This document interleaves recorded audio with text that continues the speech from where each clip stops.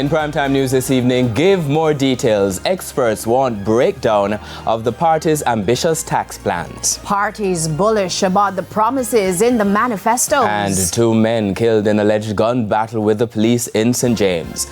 Good evening and welcome to primetime news, and a special welcome to our viewers on TVJ International in the Cayman Islands and online at onespotmedia.com. I'm Archibald Gordon. And I'm Janella Precious with a preview of what's to come in business news. Here's Anthony Lugg.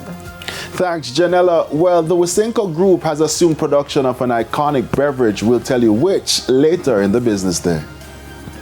And Renata Brown has a preview of what's coming up in primetime sports. I was going to say, read what you see.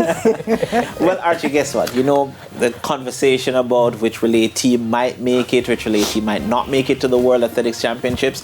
Now, last evening, they closed the qualification period. So it's now over to the J3s to name the relay teams and also athletes who qualify by coach. And also the Jamaica Premier League is off and running. We'll tell you about those and much more in primetime sports. Sounds like stress. That's what that sounds like Yeah, in and primetime you're sports. a track guy. Yeah. Yeah, and I'm sure that you have your favorite. I want to know the answer before the sports report, but I'll find out in the break. Here's something that we can tell you about, the weather report and forecast. Here's Romain.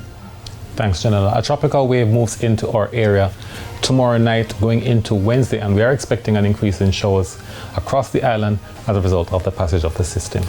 So it will be cooler. He'll also have more in the weather report and forecast later on. There's also sports commentary and E-Prime in this newscast. But before the break, the feedback question. And this evening, Archie, we are asking, what are your thoughts on the promises being made by the 2 major political parties ahead of the election? You can share your comments online, facebook.com/televisionjamaica, and you can post on X at TVJ News Center.